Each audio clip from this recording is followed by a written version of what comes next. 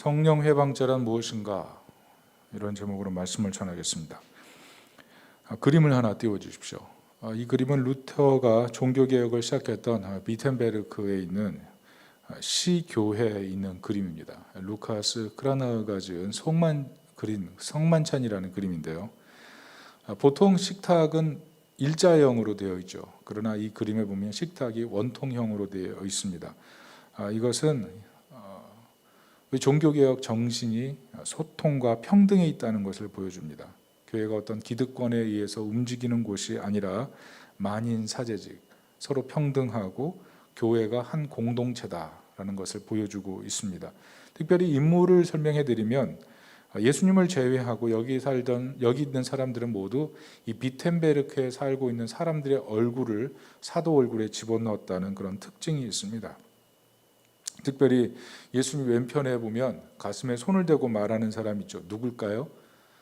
베드로입니다. 보통 민머리는 바울이거든요. 그런데 베드로예요. 여기 베드로 바울이 들어있을 리는 없죠.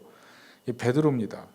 이 베드로를 여기에 민머리로 집어넣은 이유는 꼭 베드로의 성품과 똑같은 사람인데 비텐베르크 성 안에 이 민머리인 베드로 같은 헌신된 사람이 있었다는 거죠. 그런데 베드로의 몸짓은 무엇입니까? 예수님, 나는 아니지요. 이런 몸짓이죠. 이 말은 우리는 언제든지 믿음이 있다고 하지만 잘못된 믿음에 빠질 수 있음을 보여주는 내용입니다.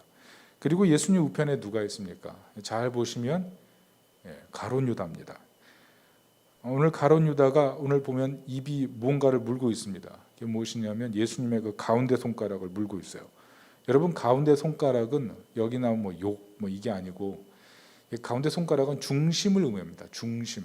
근데 이 가룟 유다가 중심을 물고 있다는 것은 굉장히 불안한 상태고 안정감이 없고 배신자의 마음을 갖고 있다는 것을 의미합니다. 그리고 허리춤에는 뭐가 있어요? 은삼십이에요. 눈은 예수님 바라보고 있지만 허리춤에 돈주머니를 꽉 붙들고 있는 걸 봐서 이 사람은 돈꾀를 더 큰 안정감으로 실제로는 생각하고 있었다는 거죠. 그래서 잘 보면 모든 제자들의 다리는 원탁 안에 들어가 있지만 유다의 다리는 원탁 밖에 하나 나와 있는 거예요. 양다리. 이게 바로 유다의 모습입니다. 유다의 옷을 보세요. 옷은 겉옷이 무엇입니까?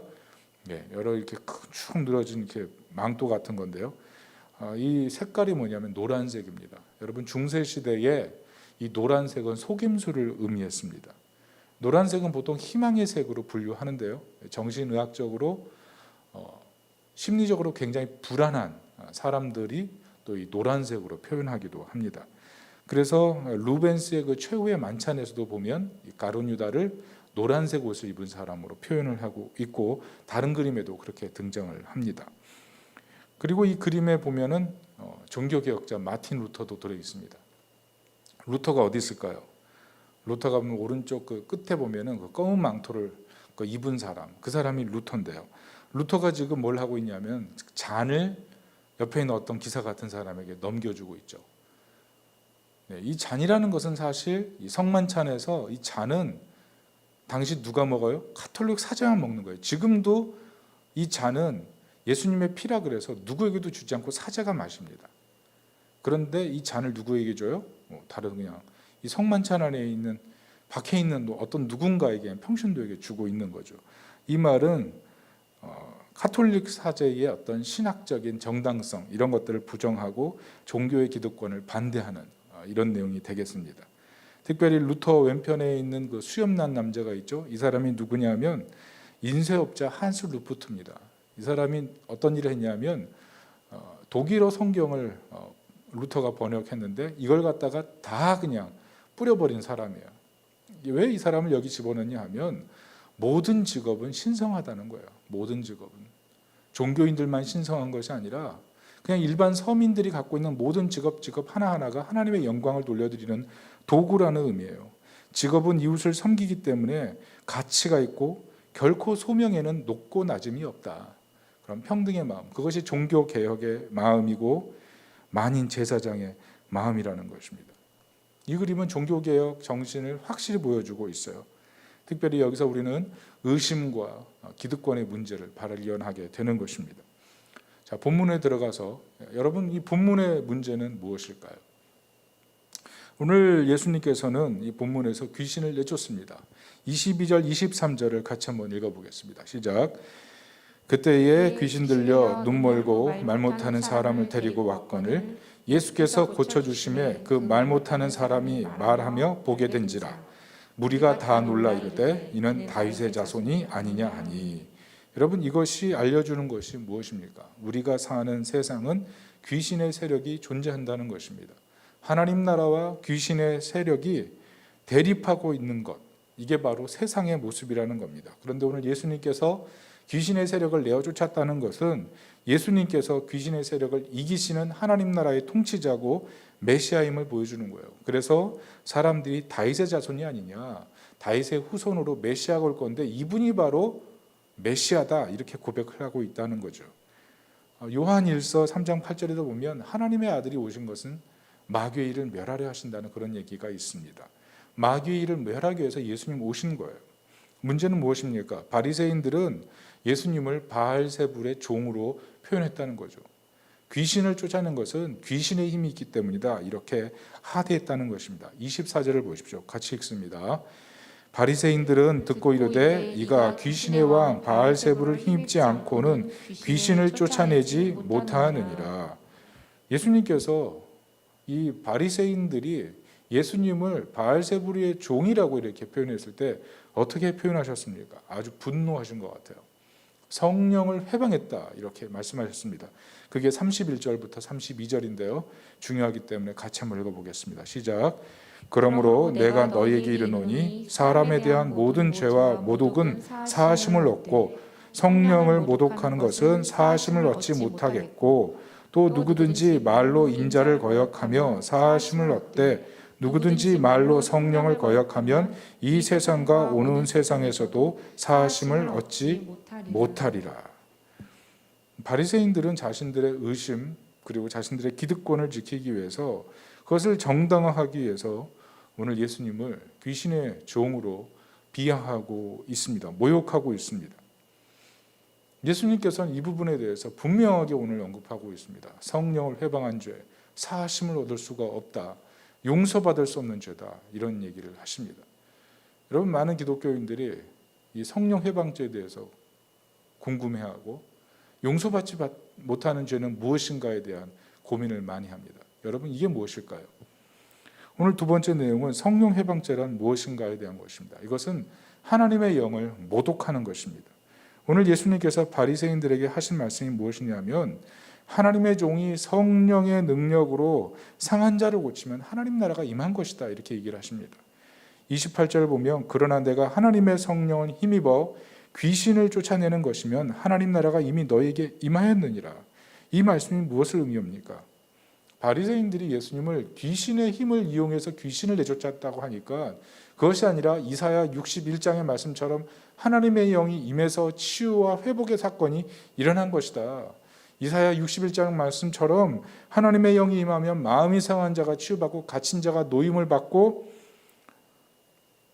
포로된 자가 자유를 얻는 것이다. 이 말씀의 성취가 바로 성령을 통해서 나를 통해 일어나는 것이다. 예수님 이 말씀을 하신 것입니다. 여러분, 성령이 누구십니까? 성령은 성부, 성자, 성령, 삼위일체 하나님의 한 분이십니다. 인격체시고 우리의 마음을 감싸시고 우리를 돕기 원하시는 분이고 우리를 위해 늘 기도하시는 분, 성령 하나님이십니다. 근데 우리는 때로 보면 성령 하나님 소중하게 생각하지 않고 성령의 임재 속에 들어가지 못하는 경우들이 많은데 우리가 성령을 알아야 됩니다. 요한복음 14장 16절부터 17절을 보면 그가 또 다른 보혜사를 너희에게 주신다 그랬습니다. 이 보혜사의 뜻이 무엇이냐면 파라클레이토스, 격려자, 위로자, 돕는 자, 좋은 친구의 의미예요. 우리의 마음과 형편을 되돌아보시는 성령님, 그분이 우리가 예수 그리스도를 믿을 때 우리 안에 내주하셔서 우리를 도우시는 겁니다. 로마서 8장 16절에 보면 하나님의 자녀인 것을 증거한다 그랬습니다. 그리고 에베소서 1장 13절 14절 보면 성령으로 인치셨다 그래요. 우리가 하나님의 기업인 것을 하나님께서 인치셔서 우리가 하나님의 소유인 것을 늘 공표하고 계시다는 거죠. 내가 누구의 소유인지, 내가 어떤 기업이 있는지, 내가 어떤 존재인지에 대해서 성령께서 우리 마음속에 내적 자아를 견고하게 하시는 겁니다. 요한복음 14장 26절에 보면 성령께서 모든 것을 가르치시고 모든 것을 생각나게 하신다 그랬습니다. 성령께서 하나님의 뜻을 생각나게 하세요. 우리가 가야 될 걸, 가야 될 길, 선택해야 될 길, 그것을 우리가 잘 알지 못하지만 성령께서 주도하시고 이끄셔서 올바른 방향으로 가도록 돕고 계신다는 겁니다. 특별히 성령께서 언제 역사하십니까? 우리가 기도할 때 성령께서 하나님 말씀으로 우리 마음을 때로 책망하시기도 하고 우리 마음을 부요하게도 하시고 또 우리로 하여금 해야 될 것과 하지 말아야 될 것을 분명하게 말씀하시는 적용의 영 아니십니까? 그래서 성경을 읽어야 되는 거예요. 하나님의 성령께서 말씀을 통해 우리에게 말씀하시기 때문에 성경을 읽어야 되는 것입니다. 요한복음 14장 15절부터 16절을 보면 영원토록 너희와 함께 하리라 이렇게 말씀하지 않습니까? 하나님과 영원토록 동행하도록 만드시는 분 성령님이죠. 여러분 성령이 중요해요 안 중요해요? 중요한 분이에요. 하나님이시고 우리와 함께 하십니다. 그래서 예수님께서는 바리새인들이 조롱할 때 성령을 회방하지 말라. 하나님의 영광이 말 때 성령을 회방하는 것은 하나님을 모욕하는 것이고 사하심을 얻지 못하는 죄다. 하나님의 이름을 망령되이 일컫지 말라. 십계명에 나온 것처럼 성령을 능멸하는 죄 이것은 용서받을 수가 없다. 자신이 죄인임에도 불구하고 용서를 구하며 하나님 앞에 엎드리지 않는 죄 이것이 큰 죄다 이렇게 얘기하시는 겁니다. 사실 우리 삶 속에서 양심의 가책을 하나님 주심에도 불구하고 계속 하나님께 돌아오지 않는 일들이 있잖아요. 그 위험한 상태죠. 성령께서는 우리로 하여금 하나님께 돌이키도록 말씀하시고 우리를 인도하시기 때문에 우리가 하나님의 성령에 민감해야 되는 것입니다. 히브리서 6장 4절부터 6절을 중요하기 때문에 같이 한번 읽어봅니다. 시작.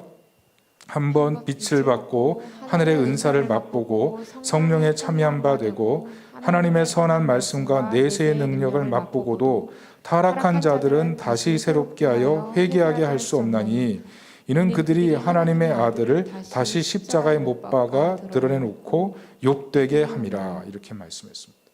히브리서 10장 26절 27절도 있습니다. 같이 한번 읽어봅니다. 시작. 우리가 진리를 아는 지식을 받은 후 짐짓 죄를 범한 즉 다시 속죄하는 제사가 없고 오직 무서운 마음으로 심판을 기다리는 것과 대적하는 자를 태울 맹렬한 불만 있으리라. 히브리서 저자가 성령 회방죄에 대해서 아주 무시무시하게 얘기합니다. 다시는 회개할 기회가 없다. 성령 회방죄는 결코 지어서는 안 된다. 이렇게 얘기하고 있는 겁니다. 여러분 이 성령 회방죄 어떻게 됩니까? 이 죄를 도대체 누가 짓는 것입니까? 우리가 잘 생각해 봐야 돼요. 근데 중요한 사실은 예수 그리스도를 제대로 믿는 사람은 지을 죄가 아니라는 것입니다.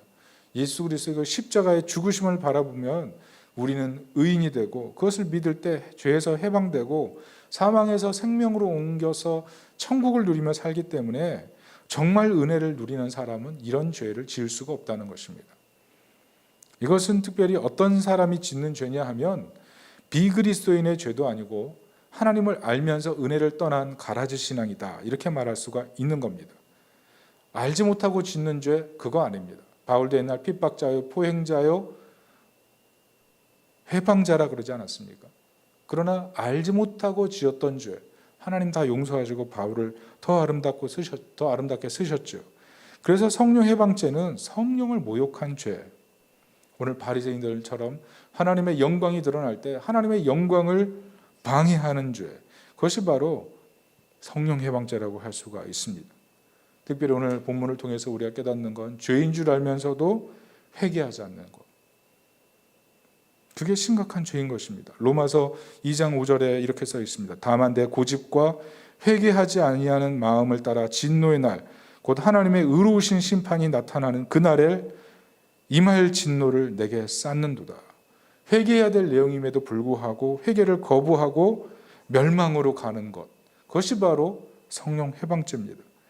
성도는 그래서 늘 회개한 믿음이 반복되어야 되는 것입니다. 내가 성령을 거스르고 있지는 않는지, 내가 마귀에게 속아서 지금 엉뚱한 선택을 하고 있지 않는지. 여러분 회개를 잘해야 돼요. 회개를. 히브리서 12장 17절에도 보면 에서가 눈물을 흘리며 구하되 버림바가 되어 회개할 기회를 얻지 못했다 그러지 않습니까? 여러분 어떤 사람들은 회개를 쉽게 생각합니다. 회개하기가 쉬운 줄 알아요. 그런데 하나님 멀리 떠난 사람들이 쉽게 왜 돌아오지 못합니까? 여러분, 회개가 그냥 마음 먹는다고 회개가 되는 게 아닙니다. 회개할 기회가 아무리 오고 설교 말씀이 아무리 들려도 회개할 마음이 안 생길 수가 있어요. 회개할 기회가 오지 않을 수도 있습니다. 내가 마음대로 그리고 회개 일정을 조정할 수 있는 게 아니에요. 내가 언젠간 돌아가야지. 그게 자기 마음 먹은 대로 됩니까? 아니요. 그냥 즉각적으로 말씀 들은 대로 순종하고 즉각적으로 그 자리에서 회개하고 방향을 바꿔서 하나님의 뜻대로 살려고 해야 변화가 있는 거죠. 오늘 예수님께서 바리새인들에게 이런 엄한 경고를 하신 이유가 그것입니다. 회개해야 될 부분들을 회개하라는 거죠. 예수님께서 뭐라고 그러십니까? 자연의 위대한 법칙을 보면서 배우라는 거 아닙니까? 나무가 좋으면 열매도 좋은 거지 아니냐. 근데 왜 열매가 좋은데 나무는 좋지 않다 그러느냐? 왜 나무 보고 귀신 들렸다 그러느냐? 이런 얘기를 하는 거죠. 그래서 예수님께서 이 독사의 자식들아 말씀하시죠. 너희가 사탄의 종이다 이런 얘기를 하시는 겁니다. 너희들이 하는 말로 인해서 너희가 반드시 심판을 받을 것이다. 그게 36절 37절이에요. 우리 같이 읽어볼까요? 시작. 내가 너희에게 이르노니 사람이 무슨 무익한 말을 하든지 심판날에 이에 대하여 신문을 받으리니 내 말로 의롭담을 받고 내 말로 정죄함을 받으리라. 의심에 쌓여서 자신의 권력을 행사하기 위해서 하나님의 일들을 고의로 방해하는 일들에 대해서 오늘 예수님께서는 책임을 물으시겠다. 반드시 얘기하시는 거죠. 그러므로 오늘 우리는 세 번째 대제에 넘어가서 믿음에 있어서는 회의적 태도가 굉장히 위험하다는 사실을 주목해야 됩니다. 믿음에 있어서는요, 양보할 수가 없는 거예요. 믿음에 있어서는 확실한 선을 가지고 살아가야 돼요. 여러분, 우리의 문제가 뭡니까? 우리는 항상 조건절이 있어요. 이렇게 하면 나의 예수님이야. 이렇게 하면 나의 하나님이야. 근데 우리가 좀 더 깊이 들여다보면 우리가 조건을 잡고 되는 이유는 참 믿음을 가지려고 하는 열심이 없기 때문에 그래요. 예수님을 주로 인정합니다. 그렇지만 인격적으로 관심이 있지는 않아요. 동행하는 삶에는 별로 관심이 없어요. 내가 무엇을 가지느냐에 더 관심이 많은 거죠. 영적 감각이 둔해져서 하나님과의 거리감이 있는데 그 거리감 때문에 고통스러워하는 것이 아니라 내가 원하는 것이 내 삶에 이루어지지 않기 때문에 더 고통스러워하는 거죠. 하나님과의 동행, 그 하나님과의 교제, 이게 없는 것에 대해서는 심각한 문제라고 느끼지 못하는 상태, 그게 문제라는 것입니다. 마틴 루터가 그런 말을 했어요. 만일 당신이 당신 자신을 작은 죄인으로 본다면 당신은 필연적으로 예수를 작은 구세주로밖에 보지 못하게 될 것이다. 여러분, 우리가 자꾸 조건절을 붙이는 이유는 예수님이 내 인생에 작은 구세주밖에 되지 못하기 때문에 그래요. 내가 생각보다 심각한 죄인이고 용서받을 수 없는 죄인이고 놀라운 은혜로 구원받은 사람이라는 사실을 우리가 잊어버리고 세상에 작은 구세주를 다 만들어 놓는 거예요. 그 작은 구세주들 중에 하나의 구세주를 만들어 놨으니까 별로 마음 가운데 탈이 없는 거죠.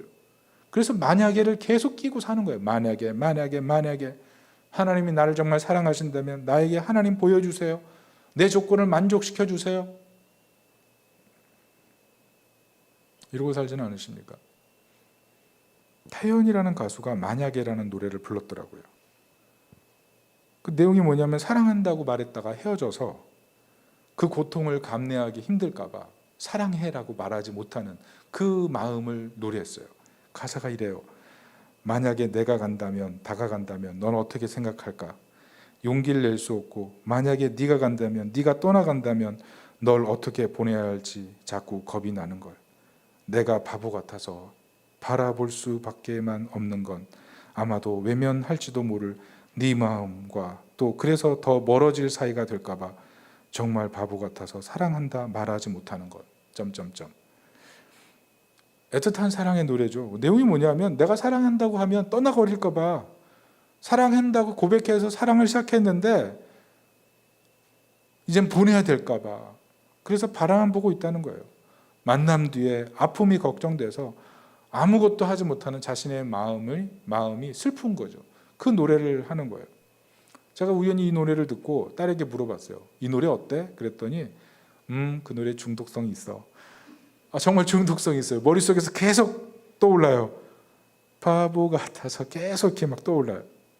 근데 제가 이 노래를 들으면서 느꼈던 건 이 노래가 참 그 애틋한 사랑의 감정을 호소하고 있지만 복음과는 참 차이가 있구나라는 생각을 했습니다. 여러분, 그리스도의 사랑의 특징이 무엇입니까? 만약에가 없습니다. 예수 그리스도의 사랑은 변함이 없습니다. 회전하는 그림자도 없습니다. 버리지 않습니다. 히브리서 13장 5절에 보면 내가 결코 너희를 버리지 아니하고 결코 너희를 떠나지 아니하리라 이렇게 약속하지 않으셨습니까? 세속적인 사랑은 계속 변하는 거예요. 그런데 예수님의 사랑은 어때요?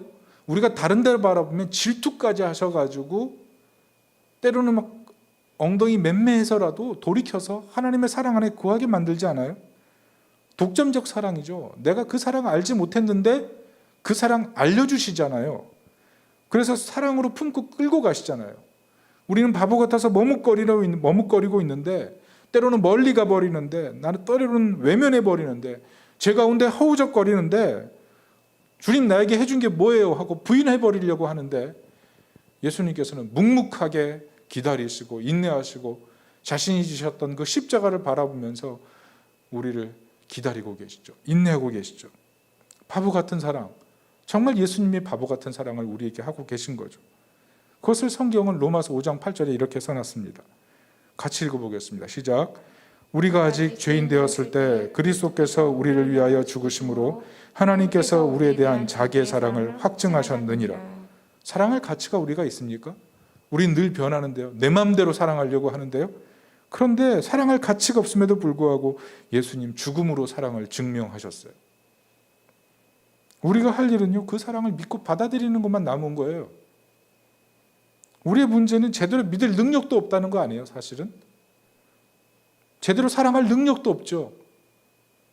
우린 늘 세상적인 작은 구세주로 그냥 마음이 똘똘 뭉쳐져 있기 때문에 제대로 사랑할 능력도, 그 사랑을 지킬 능력도 없다는 사실 아니에요? 세상이 항상 커 보이고 의심하고 세상에서 주님 따를 때 내가 내려놓을 때 어떤 무엇인가가 두렵고 손해볼 것이 무섭고 누구도 사실 이 굴레를 벗어날 수가 없는 거예요. 미친 사랑을 하고 싶은데 그 미친 사랑하면 망할까 봐 그것도 못하겠고, 그렇다고 이 하나님 사랑이 정말 내 인생의 전부인 것처럼 생각하면 또 그러다가 무슨 손해볼 것 같고, 그게 사실 우리의 마음 아니에요? 양다리의 마음. 그게 우리 마음인 거예요, 사실은. 내 의심이 맞으면 어떡하지? 내가 믿었다가 좋아하고 원하던 것을 잃어버리면 어떡하지? 이런 마음. 여러분, 복음이 무엇입니까? 여러분, 복음이 무엇이냐면 주님께서 우리의 구주가 되시기 위해서 내 의심과 기득권을 위해서 죽으셨다는 것입니다. 히브리서 12장 2절에 보면 믿음의 주여 또 온전하게 하시는 이인 예수를 바라보자 그랬습니다. 예수님께서 하신 일이 무엇이냐면 최고의 믿음을 가지시고 우리의 의심을 돕기 위해 이 땅에 오셨다는 겁니다. 믿음의 주로 오셨다는 겁니다. 여러분, 우리가 의심하는 것은 합리적으로 보입니다. 그리고 내 기득권, 뭔가를 원하는 것을 쟁취하고 그것을 유지하는 것이 굉장히 행복해 보입니다. 그게 옳은 일이죠. 괜찮은 일입니다. 그런데 여러분, 의심이 지속되면 어떻게 됩니까? 내 합리성을 가지고 계속 의심하는 것이 가장 타당한 것이라고 생각할 때 여러분, 공허해집니다. 계속 의심해 보세요. 내 합리성이 맞다고 생각하고 모든 것을 의심해 보세요. 정상이 아니죠. 의심하고 의심하는 것만 모든 것이 정상입니까? 그렇지 않죠. 계속 의심하면 그것도 병 아니겠습니까? 여러분, 기득권을 잡는 것이 행복해 보이죠. 맞습니다. 그렇지만 때로는 우물 안의 개구리가 되는 거예요. 여러분, 직장 생활하면서 사람들이 스트레스 받는 이유가 뭡니까? 나 괜찮은 대학 나왔거든요. 나보다 못한 대학 나온 애가 나보다 일 더 잘하는 거예요. 그게 스트레스가 되는 거예요. 나 괜찮게 일하는데 쟤 나보다 더 잘 일하네. 나 학교 때 공부 잘했는데 쟤는 별로 공부도 못했는데 지금 사회에서 나보다 더 잘 나가네. 노래도 있잖아요. 내가 제일 잘 나가. 그게 싫은 거죠. 그게 고통스러운 거예요. 제가 최근에 어떤 의료인에게 들었어요. 의사들이 그렇게 우울증이 많답니다. 특별히 서울대 나온 의사들이 우울증이 많대요. 왜 그럴까요? 여러분, 서울대 나온 의사들도 천차만별이에요. 실력 있는 사람과 실력이 없는 사람, 거기서 우울증이 발생하는 거 아니에요? 내가 쥐고 있는 기득권, 그것이 나를 언제까지나 행복하게 해줄 것이다. 그렇게 생각하는 건 넌센스라는 것입니다. 여러분, 이것을 그런데 언제 벗어날 수 있습니까? 정말 언제 우리가 여기서 해방받을 수가 있어요? 그것은 하나님을 믿어드릴 때, 하나님이 우리 인생의 전부가 되시고 그분이 우리 인생을 책임진다는 사실을 신뢰할 때 벗어나는 거예요. 여러분, 믿음으로 살 때 기뻐하게 되는 거예요. 믿음으로 살 때 감사하게 되고요. 믿음으로 살 때 슬픔 속에서도 건강하게 인생을 버틸 수가 있는 거예요. 믿음으로 살 때 두려움 속에서도 기도하게 되고요. 믿음으로 살 때 승리하는 겁니다. 믿음의 능력이 있습니다. 왜 그러냐면 예수님께서 우리의 믿음 없음을 도와주시기 때문에 그래요. 우리는 사실 진정한 믿음에 들어갈 능력이 없어요. 그런데 예수님께서 우리에게 진정한 믿음을 주신다니까요.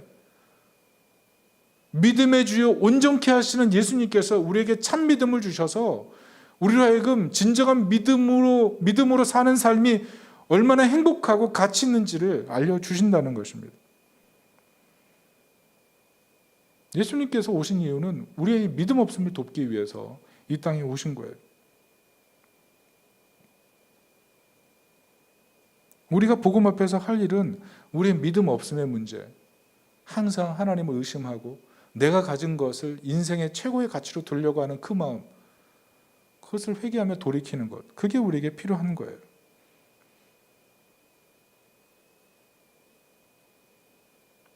저는 특별히 이 아침에 우리가 하나님 앞에 돌이켜야 될 문제들을 생각해 봤으면 좋겠어요. 여러분, 우리 안에 어떤 것이 있습니까? 하나님 사랑한다고 하면서 하나님 이거는 채워주셔야 되는 것 아닙니까? 이거 채워주셔야 하나님 아닙니까? 라고 생각하는 그런 마음들이 있지 않아요? 그거 채워주셔야 하나님이십니다. 아니, 그거 안 채워주면 하나님 아닙니까? 우리 마음속에 거기에 모든 것을 걸고 있는 그 마음, 사실은 쾌락주의에 바탕되어 있는 거 아닙니까? 또 하나는 내가 신이 되려고 하는 그런 신앙도 회개해야 돼요. 내가 신이 되려고 하는, 무엇인가를 해서 내 성을 쌓고 거기서 안정감을 누리려고 하는 마음, 내 삶을 위대하게 만들려고 하는 삶. 그거 어떻게 보면 긍정적이죠. 그렇지만 그렇게 되지 않고서는 계속 불안하고 무언가를 해야만 만족하는 마음. 그게 뭐예요? 하나님 없는 마음이에요, 사실은. 그 위험한 상태를 우리가 하나님 앞에 돌이켜야 되는 것입니다. 또 하나는 무엇이냐면 하나님을 하대하는 거예요. 하나님을 인격적으로 믿지 않고 어떤 힘과 에너지로만 신봉하는 거예요. 이런 사람들은요, 하나님께 기도는 합니다. 능력 주세요 기도합니다. 그런데 하나님이 원하는 것은 순종하려고 하지 않습니다. 능력만 원해요. 하나님과 동행을 원하진 않아요. 하나님 간섭하지는 마세요. 능력만 받기 원하죠. 하나님이 우리 삶에 나타나서 이렇게 해라 저렇게 해라 순종할 마음은 없는데 능력만 받고 싶은 거죠. 하나님 앞에 나아가서 시간을 쏟고 말씀을 보고 기도하고 헌신하는 시간이 아까운 사람들, 하나님의 존재를 하대하는 거죠. 결국 우리 마음속에는요, 복음을 가볍게 생각하는 마음이 있는 거예요. 내 의심과 내 기득권을 가득 지키면서 내 인생을 아주 고상하게 만들고 그러려는 마음이 있는 거죠.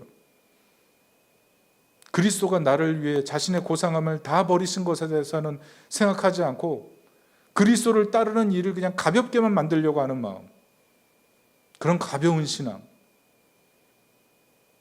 여러분, 이런 것들이 사실 우리가 회개해야 될 문제입니다.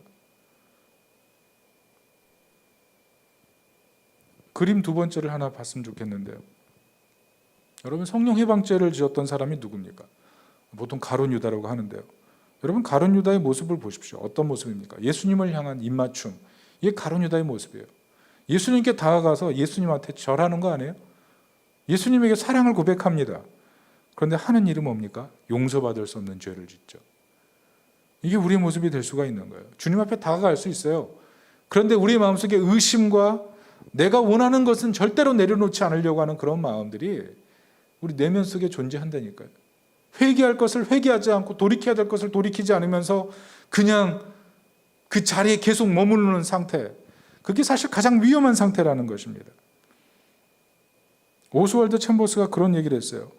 때로 구원 사건을 많은 사람들이 너무 가볍게 생각한다. 그 이유는 하나님이 우리를 위해 치러놓으신 대가가 너무 크기 때문에 그렇다. 너무 크신 대가를 치렀기 때문에 우리가 가볍게 느낀다는 거예요. 여러분, 애기들 생각해 보세요. 애기들 무겁잖아요. 그런데 부모 품 앞에서는 나비같이 잠자고 있잖아요. 왜 그래요? 애가 무겁건 무겁지 않건 부모는 끔찍한 사랑으로 모든 것을 버텨내는 거예요. 때로는 무거운 줄도 모르고, 나중에 부모도 보면 팔 인대 늘어나고 어깨 아프고 다 이러잖아요. 왜 그래요? 가벼워서 애를 안고 있었던가요? 아니요. 사랑해서 대가를 다 치른 거죠. 근데 애기는 모르는 것처럼 우리도 그렇다는 거죠. 여러분, 복음이 무엇인가 하면 자격이 없는 우리가 구원받은 사건이에요. 그것을 위해서 예수님이 십자가 지신 사건, 그게 복음이에요. 여러분, 세상에 그리스도는 오직 한 분밖에 없는 것입니다. 쉬운 길을 가려고 하는 그리스도인을 위해서 쉬운 길을 가는 그리스도가 있는 것이 아니에요. 특출난 신자를 위해서, 특출난 그 신자만을 위해서 고난받는 그리스도가 따로 있는 게 아니에요. 그냥 그리스도는 오직 한 분인 거예요. 오직 한 분. 우린 그리스도를 따르면서 내가 원하는 그리스도를 만들고 그 그리스도의 뒤를 따라가려고 하는데, 내가 원하는 그리스도가 어디 있습니까? 사랑하는 성도 여러분, 우리가 삶에서 믿음을 가진다고 할 때 우리 삶으로 드러나는 삶이 제대로 되어 있지 못하면 어떻게 그 사람이 진정 회개했다고 얘기할 수가 있겠습니까?